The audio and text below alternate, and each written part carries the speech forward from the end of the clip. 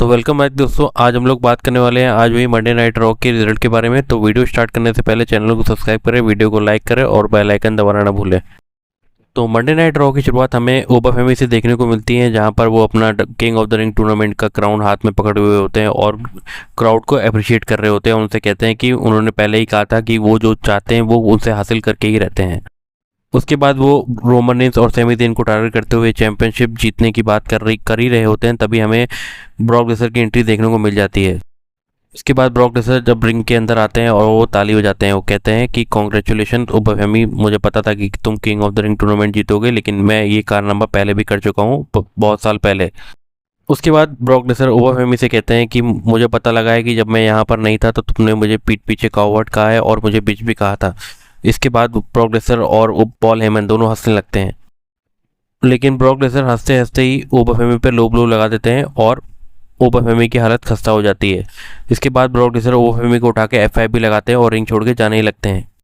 लेकिन उसके बाद हमें ओबाफेमी का एक अलग सा रूप देखने को मिलता है, जहां पर वो अपने आप को संभालते हैं और खड़े होकर ब्रॉक लेसनर को चैलेंज कर देते हैं, वो भी समर स्लैम के लिए। और ब्रॉक लेसनर भी इस मैच के चैलेंज को एक्सेप्ट कर लेते हैं, लेकिन ब्रॉक लेसनर की तरफ से एक स्टिपुलेशन लगाई जाती है ओबाफेमी के ऊपर, और वो कहते हैं कि अगर तुम मुझसे मैच लड़ना चाहते हो, वो भी समर स्लैम में, तो ये मैच एक हेल इन अ सेल मैच होगा। और ओबाफेमी भी ब्रॉक लेसनर की इस स्टिपुलेशन को मान लेते हैं। और अब WWE की तरफ से ये एडवर्टाइज कर दिया गया है कि समर स्लैम में हमें ब्रॉक लेसनर वर्सेस ओबाफेमी का हेल इन अ सेल मैच देखने को मिलने वाला है। इसके बाद हमें ओबाफेमी और एडम पीयर्स का बैक स्टेज सेगमेंट देखने को मिलता है, जहां पर एडम पीयर्स कहते हैं कि तुम जब चाहो तब तुम्हें चैंपियनशिप का मौका मिल जाएगा, ये तुम्हारे ऊपर है कि तुम कब चैंपियनशिप के लिए मांग करते हो। इसके बाद हमें जजमेंट डे का सेगमेंट देखने को मिलता है, जहां पर पूरी जजमेंट डे इकट्ठा होकर ईओ स्काई पर अटैक कर देती है, क्योंकि अब समर स्लैम में हमें लिव मॉर्गन और ईओ स्काई का चैंपियनशिप के लिए मैच देखने को मिलने वाला है। जजमेंट डे की टीम पूरी की पूरी ईओ स्काई पर अटैक करती है और उन्हें रिंग साइड में लटका कर उनके लेग पर इंजरी कर देती है, और वहां पर काफ़ी ज़्यादा स्टाफ मेंबर आ जाते हैं ईओ स्काई को बचाने के लिए, और फिर जजमेंट डे को अलग कर दिया जाता है। अब बात करते हैं रैकेल के बारे में। तो उनके बारे में ये खबर निकल के आ रही है कि वो आने वाले टाइम में सोलुका को चैलेंज करने वाली है उनकी आईसीसी टाइटल चैंपियनशिप के लिए। अब बात करते हैं चैट केबल के बारे में। तो चैट केबल का मैच हो रहा होता है, तभी हमें जजमेंट डे की टीम का इंटरफेरेंस देखने को मिलता है। तो ये सब बिल्डअप चैट केबल और डोमिनिक मिस्टीरियो की स्टोरी लाइन को आगे बढ़ाने के लिए किया गया है। इसके बाद हमें जो हेनरी और ऑस्टिन थ्योरी का मैच देखने को मिलता है, और इस मैच में हमें जो हेनरी की जीत देखने को मिलती है। इसके बाद हमें री मिस्टीरियो और इथियन पेज का मैच देखने को मिलता है, जहां पर इथियन पेज की हार होती है और इस मैच में हमें री मिस्टीरियो की जीत देखने को मिलती है।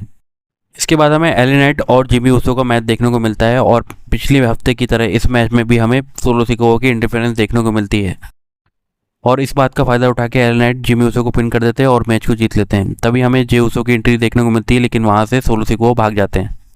इसके बाद हमें जे ऊसो, जिमी ऊसो और जेका फाटू का बैक साइड सेगमेंट देखने को मिलता है, जहां पर जे ऊसो जेका फाटू से कहता है कि तुम स्मैकडाउन में जाके तुमने क्यों सोलो सिकोआ से बात करी, अब तुम्हारे चक्कर में हम लोग को इस बात का खामियाजा भुगतना पड़ रहा है।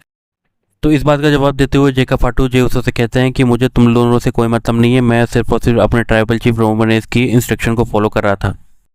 इसके बाद हमें रॉ का मेन इवेंट देखने को मिलता है, जहां पर रोमन रेंस अपनी एंट्रेंस करते हैं जेका फाटू के साथ और WWE की रिंग के अंदर आते हैं और पब्लिक से कहते हैं एक्नॉलेज मी। और लेकिन तभी हमें सेथ रॉलिंस की एंट्री देखने को मिलती है, और सेथ रॉलिंस आके रोमन रेंस को समर स्लैम के लिए चैलेंज करते हैं। तो रोमन रेंस सेथ रॉलिंस की बात का जवाब देते हुए ये कहते हैं कि मैं तुम्हें अपना टाइटल शॉट क्यों दूं, क्योंकि तुमने अभी तक इस टाइटल शॉट के लिए कोई भी ऐसा काम नहीं किया है कि मैं तुम्हें इस मैच के लिए अपॉर्चुनिटी दूँ। इसके बाद सेथ रॉलिंस रोमन रेंस से कहते हैं कि मैं एक ऐसा आदमी हूँ जिसने अभी तक ये टाइटल कभी हारा नहीं, मैंने अपनी इंजरी के चक्कर में ये टाइटल डिथ्रोन कर दिया था।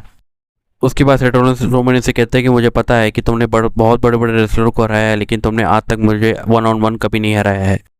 उसके बाद सेथ रॉलिंस रोमन रेंस से कहते हैं कि मैंने तुम्हें ओन किया है और मेरी वजह से तुम आज यहाँ पर हो। इसके बाद रोमन रेंस सेथ रॉलिंस के चैलेंज को एक्सेप्ट कर लेते हैं और सेथ रॉलिंस से कहते हैं ठीक है, मैं तुम्हें इस बार होने वाली समर स्लैम में हरा के ही दम लूँगा। इसी के साथ आज की मंडे नाइट रॉ यहीं पर एंड हो जाती है। तो दोस्तों वीडियो को लाइक करें, चैनल को सब्सक्राइब करें और बेल आइकन दबाना न भूलें। Thank you.